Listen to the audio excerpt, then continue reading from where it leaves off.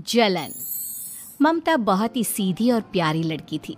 वहीं सुनील एक सरल और आगे बढ़ने की सोच रखने वाला लड़का। सुनील, बेटा सुनील कहाँ है? अरे जरा एक गिलास पानी तो दे दो। हाँ माँ, अभी आया। क्या माँ, पानी तेरे सर के पास ही तो रखा है। क्या हो गया है, तबीयत खराब है क्या? अरे नहीं, वो उठने का मन ही नहीं कर रहा था तो देखा ही नहीं। वैसे क्या कर रहा है? यहाँ बैठ ना मेरे पास। माँ पढ़ रहा था।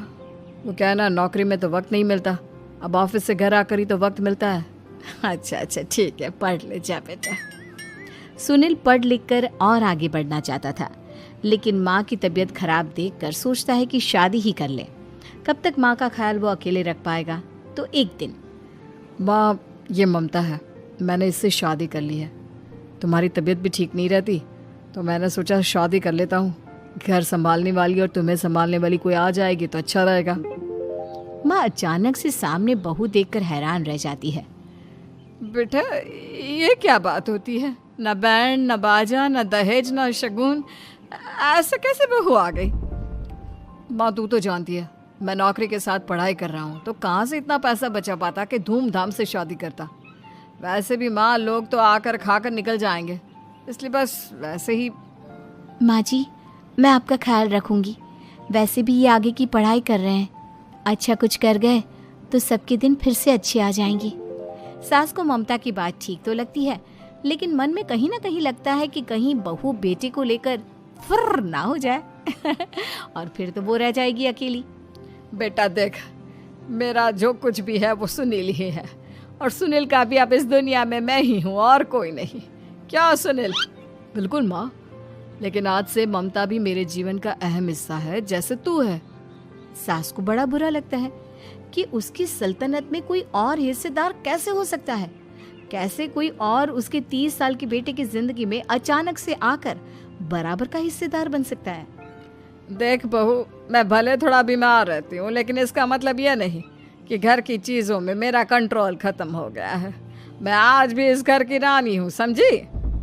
बेटा सोचता है कि ये माँ को अचानक से क्या हो गया। कल तक जो माँ कहती थी कि जिंदगी का कोई भरोसा नहीं, वो अचानक से जंग के मैदान की झांसी की रानी कैसे बन गई? माँ क्या हो गया है? सब ठीक है ना? अचानक कैसी बात कर रही हो? ममता का आज पहला दिन है, स्वागत करो उसका। आसपास की आंटियों को बुलाओ, नई दुल्हन की मुंह दिखाए करवाओ। खैर, सास होने का फर्ज निभाती है और बाद में एक सहेली के साथ बाहर निकल जाती है। क्यों री, बताया नहीं कि बेटे का ब्याह कर रही हो? वैसे तो सारा दिन हम ही में घुसी रहती हो। अरे मुझे भी तो अभी पता चला, यूं अचानक सर पर लेकर आ गया। कहता है बहू है माँ तुम्हारी, अब इसको भी इतना ही मैं प्यार करता हूँ जितना तुझे करता हूँ। लो जी, ये क्या बात होगी? क्यों इतना प्यार करता है? अरे माँ का प्यार तो ज्यादा होता है। अब उसको तो कोई दूसरा पति मिल सकता है, लेकिन तुम ही बताओ, क्या माँ की ममता किसी और की हो सकती है? ना जी ना, बेटे को समझाओ ये बात। अरे क्या समझाऊं, मुझे तो खुद ही समझ में नहीं आ रहा कि क्या हो रहा है। जो बेटा कल तक माँ माँ करता था, अचानक से बीवी बीवी का राग आलाप रहा है। देखा, उसकी बीवी ना सुंदर और जवान है। सुंदरता के आगे तो एक से एक नहीं टिके, तो तेरा बेटा किस खेत की मूली है? सास को भी समझ में आ जाता है कि बहू की सुंदरता के आगे माँ का प्यार किसी काम का नहीं। उधर बीवी, ए जी, अम्मा जी सहेलियों को छोड़ने गई थी, अभी तक आई नहीं, हम देख आए क्या? अरे रहने दो ना, आ जाएंगी। कहाँ जाएगी, उनकी आदत है, एक बार जाती है तो पूरी पंचायत खत्म करके ही आती है।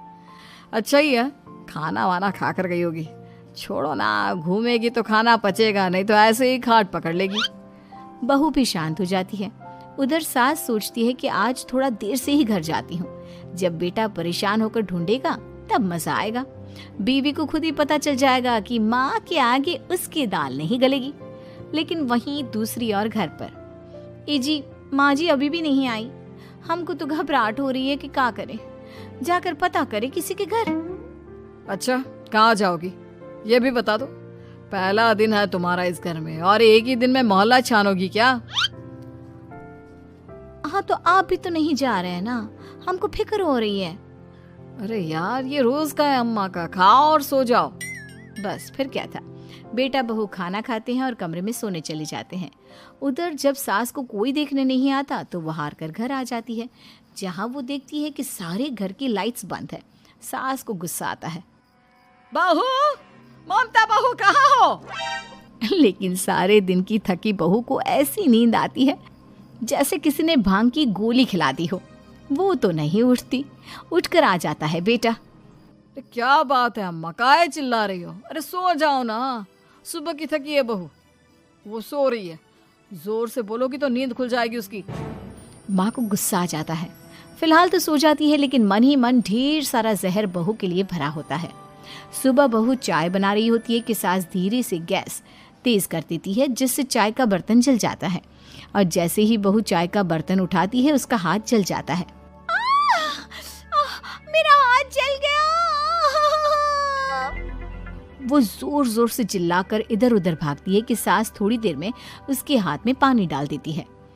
हाय रे बहू, क्या कर रही हो? पहली बार रसोई छुई हो क्या? सासू माँ, गलती से गैस तेज रह गई थी और बर्तन जल गया, जिससे मेरा हाथ जल गया। हाय रे, कितना गंदा दाग। छी छी छी छी, मुझे तो उल्टी आ रही है तेरा गला हुआ मांस देखकर। तू ना मुझे अभी साथ से खाना मत लगाना। बहू भी खुद का हाथ देखती है तो उसे भी रोना आ जाता है। कुछ दिनों के बाद सास की सहेली आती है। बहू चाय बनाकर लाती है। उसके जाने के बाद सहेली कहती है, बहू की सुंदरता ऐसी है कि कोई भी दीवाना हो जाए। वैसे तेरे बेटे का क्या हाल है? अरे वैसा ही है, बहू के पीछे लट्टू। क्या करूं, कुछ समझ में नहीं आ रहा। मैंने तो बहू के चेहरे पर दिवाली के पटाखे की चक्री फेंक दी, उसका पूरा चेहरा जल गया। अब देखो ना रही सुंदरता, और ना ही अब मेरा बेटा उसे पूछता है। अरे अब तो वो उसे छोड़कर दूसरी भी देखने को बोल गया है मुझे। बहू सारी बात सुन रही होती है। आंटी, एक बात बताइए, क्या भरोसा है कि दूसरी सही आए और आपके अनुसार रहे? देखिए आंटी, मेरी सासू माँ को गलत बात सिखाने की जरूरत नहीं है। हमारा परिवार साथ में खुशी से रह रहा है। देख बहू, मेरी सहेली की बेइज्जती ना कर, वही अच्छा रहेगा तेरे लिए, समझी? बहू नहीं मानती है। वो बार बार उनकी सहेली को घर से निकल जाने को कहती है। तभी सास की सहेली पास के चूल्हे से लकड़ी लाकर बहू के चेहरे पर लगा देती है। बहू जोर जोर से रोने लगती है। अरे ये क्या कर दिया? मैंने कहाँ किया, ये तो तूने किया। तू ही नहीं चाहती थी कि बहू बेटे के साथ रहे, भला मैं क्यों करूंगी?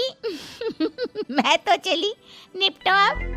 बहू रो रही होती है, दर्द से चिल्ला रही होती है, लेकिन सास उसे डॉक्टर के पास नहीं ले जाती।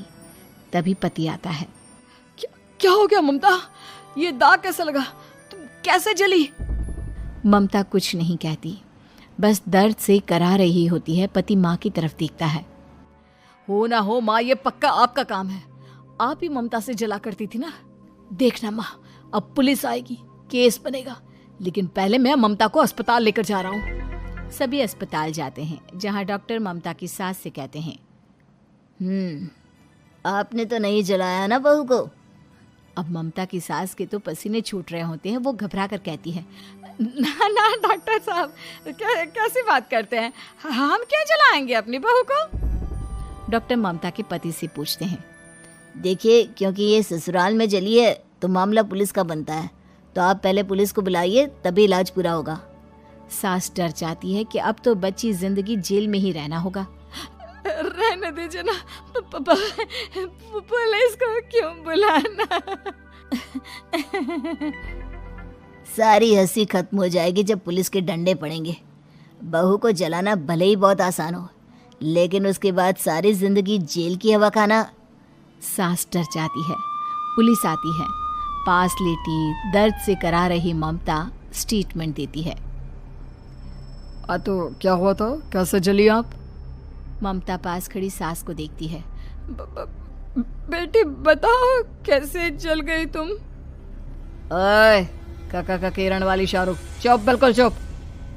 सास चुप। सभी इंतजार करते हैं कि ममता क्या बोलेगी। जी, मैं खाना बना रही थी, लकड़ी उड़कर मेरे ऊपर गिर गई और मैं जल गई। सास बहू की बात सुनकर रोने लगती है। देखा माँ, कितनी समझदार है ममता। ये चाहती तो, हाँ बेटा, ये चाहती तो मैं आज जेल में होती। मुझे माफ कर दे, मैं आगे से अभी कभी ऐसा नहीं करूंगी। बहू के साथ मिलकर रहूंगी, मुझे माफ कर दे।